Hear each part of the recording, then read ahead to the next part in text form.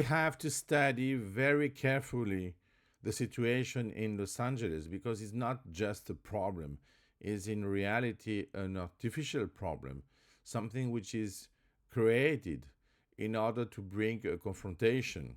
And the use of military, I mean, is very important as an act, a symbolic act, but we have to consider that the use of the National Guard troops is, of course, legal. And the problem is if we can use them for this kind of problem. And the answer is, of course, yes.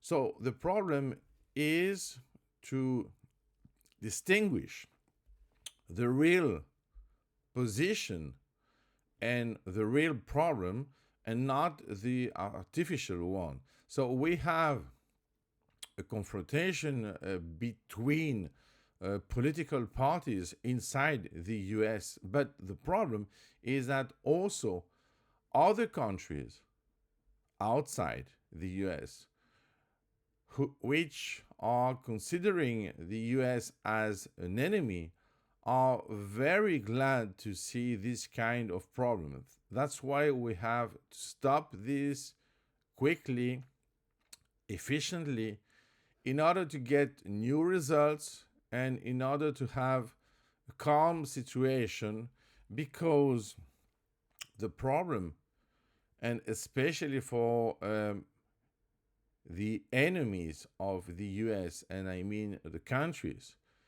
is that they want this kind of problem, this kind of insurrection, in order to prove that the US is not a real democracy and it's impossible for them to give lessons of democracy to the others. But the reality is that the US is the biggest democracy and that the other countries are, in fact, dictatorships. So, if we continue to have this kind of problem in the US, it's of course because the US are a democracy.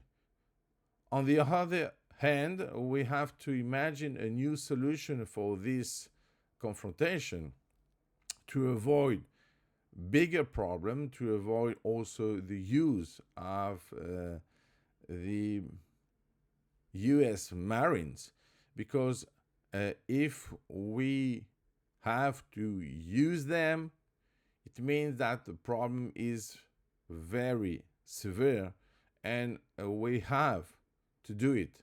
So, in order to avoid this, in order to avoid a much more aggressive resolution of this situation, we have to be smart and, of course, flexible.